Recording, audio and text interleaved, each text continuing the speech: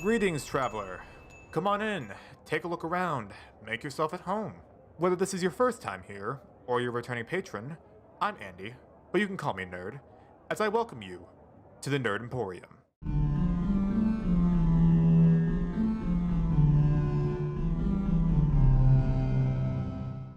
Today's discussion will be about Dungeons & Dragons, or D&D for short. A popular fantasy role-playing game that almost everyone has heard of, but fewer know how to play. In fact, many of you may recognize the name from the popular Netflix series, Stranger Things. Oh, Jesus, we're so screwed if it's the Demogorgon. It's not the Demogorgon. An army of troglodytes charged into the chamber. I, myself, am relatively new to the game, and while I'm no expert at it, I am accompanied by someone who is. Joining me today is professional voice actress, Twitch streamer, and dungeon master for the At World's Edge campaign, OniCast. Oni, welcome to the Emporium. It's a pleasure to be here. Thank you for having me. Tell us a little bit about yourself. I am a DM and player of 22 years, an active contributor to the D&D Guild and the DM's Guild and D&D Beyond, and I'm currently DMing the At World's Edge campaign featuring this nerd and a bunch of other content creators. So, today we're going to be introducing the game, we're going to be giving it sort of a general overview for people who don't know what it's about, and we're going to talk about how anyone who's interested in this can get involved playing it. And throughout this podcast, I'll be playing some clips of the At World's Edge campaign so that you can get a better idea of how the game actually plays out and what you can do in the game. So, I feel like we should start by answering the question, what is Dungeons & Dragons? It's basically a fantasy role-playing game where one person, who is designated as a dungeon master, or DM for short, creates a campaign. Basically a world, a story, and a set of scenarios which a group of players get to play through using the characters that they create. From an outside perspective, the game feels like a lot of math, considering it involves dice, numbers, and number generation. But when you start playing, you can be anybody, go anywhere, and do anything you set your mind on. The game is only limited by the player's imagination. What are the responsibilities of the Dungeon Master? So my job is to tell a story for my players. I come up with encounters and combat scenarios. I create NPCs. I generate a world for my people to play in, and from there, I improv. My job as a DM is to facilitate my players having the best time possible. As you are all sitting there trying to identify, Quincy has a vague understanding, but doesn't really know the potential of the bag. Zavari's mouth is watering right now. And Doopy just presses his face up to the bag and goes, silk. What are some of the worlds that a DM can create? Oh, you've got everything from like the standard Dungeons & Dragons, medieval sword and sorcery, but over the years it's gone insane.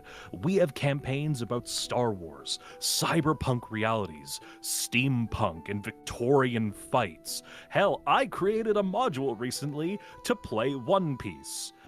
Modules in D&D can be anything you want, and that's half the fun of the world, is just getting to do anything. Eats jumps up from the back to the crowd that's in the thing. Behold your heroes defeated death! And then he starts clapping. What kind of characters can the players make?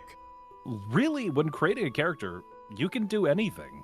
There are, however, some requirements that you generally have to run by your DM.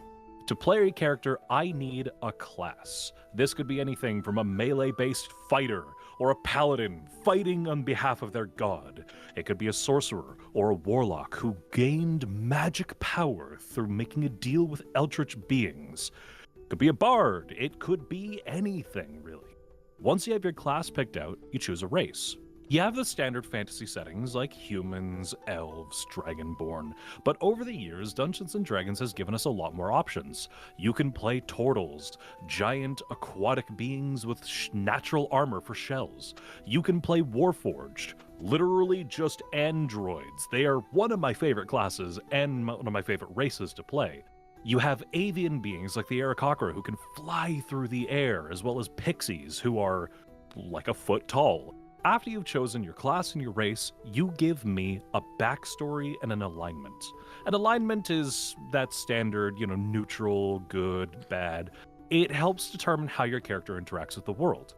After that, you determine your strengths and weaknesses. These are generally considered bonds, ideals, little background guidelines for how your character interacts with the party and the world. And then aside from that, really your identity, your appearance, personality, and literally whatever else you want are determined by you, by the player. And with that freedom also comes the responsibility of trying to mesh your character with the world. I don't know if this is an intimidation, but I'm gonna look him in the eyes. It's probably better you don't know who I am or how I got this coin. Alright, so now that we have our character established and we have our world set up, how do we play the game? Dungeons and Dragons can be broken down into two specific parts: role-playing and math. The role-playing aspect of the game is pretty simple. While interacting with the world and using your imagination, you get to play out your character as a fantasy, stepping into their shoes and living out this wonderful alternate life. While role-playing, you could be at a tavern, your character could order a drink, and the bartender comes over. The bartender could be everything. It could be a stout dwarf who's fought his entire life to open this tavern. It could be a buxom half-orc woman who comes over with a saunter.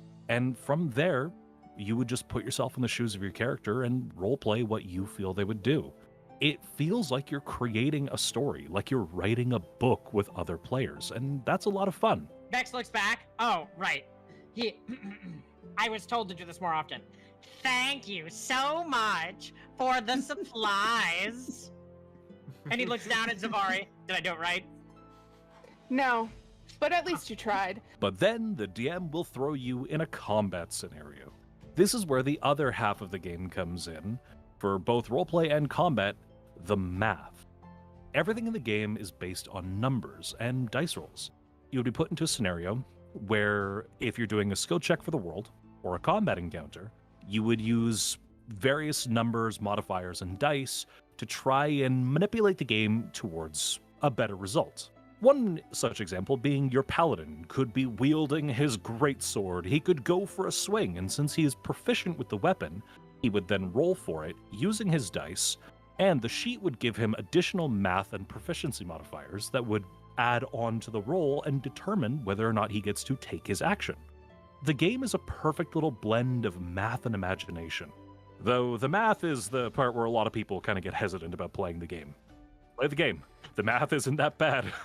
So those numbers are determined by, as stated earlier, a set of dice. And the most common dice used for these role-playing scenarios and these combat scenarios is a d20, or a 20-sided dice.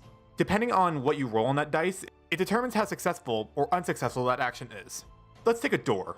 Just a standard door. When you're role-playing a character going up to a door, the action could be as simple as, oh, I walked through the door. The door is unlocked? Cool, I walked through it. No need for a dice roll.